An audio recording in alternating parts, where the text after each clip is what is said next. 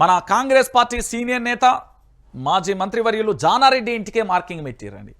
Road విస్తరణ పనుల కోసం సర్కారు మార్కింగ్, స్థలం ఇచ్చేదే లేదంటున్న మాజీ మంత్రి జానారెడ్డి. ఎన్నో ప్రభుత్వాలను చూసినా కానీ ఇదేంది, సీఎంతో మాట్లాడతానంటూ అధికారులకు స్పష్టీకరణ. భూసేకరణపై నటుడు బాలకృష్ణ కూడా అసంతృప్తి. కేబీఆర్ పార్కు ఫ్లైఓవర్ నిర్మాణ పనులు నీలినీడలు.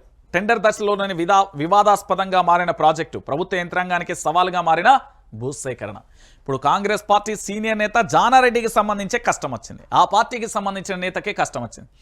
నా ఇంటికే టెండర్ వేస్తారా, సీఎంతో మాట్లాడతా, ఎన్నో ప్రభుత్వాలను చూసా, నా ఇంటి స్థలం ఇచ్చే ప్రసక్తే లేదంటూ మాజీ మంత్రి కాంగ్రెస్ సీనియర్ నేత జానారెడ్డి తన ఇంటి వద్ద మార్కింగ్ చేసేందుకు వెళ్లిన అధికారులపై కస్సుబుస్సులాడినట్లుగా అధికార వర్గాలలో చర్చ నడుస్తుంది. ఆయనతో పాటు నటుడు ఏపీకి చెందిన టీడీపీ ఎమ్మెల్యే నందమూరి బాలకృష్ణ కూడా తీవ్ర అసంతృప్తితో ఉన్నట్టుగా ప్రచారం జరుగుతున్నది. వివరాల్లోకి వెళ్తే హైదరాబాద్లోని కేబీఆర్ పార్కు చుట్టూ ట్రాఫిక్ సమస్యను పరిష్కరించేందుకు ఫ్లైఓవర్ అండర్ పాస్లను నిర్మించాలని ప్రభుత్వం నిర్ణయించింది.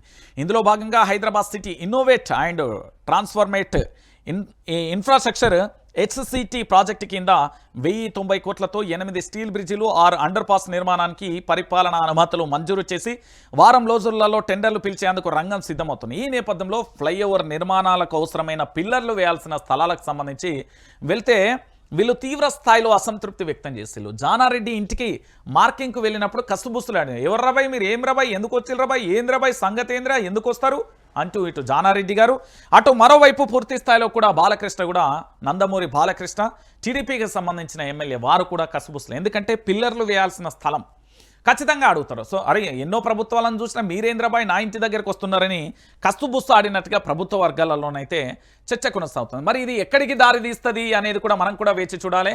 ఈ జానారెడ్డి గారి కనుక ఇంటికి మార్కింగ్ చేసి ఆ స్థలాన్ని కానీ తీసుకుంటే సీఎం సీటుకే ఎసరస్తుందని రాజకీయ విశ్లేషకులు అయితే చెప్తున్నారు.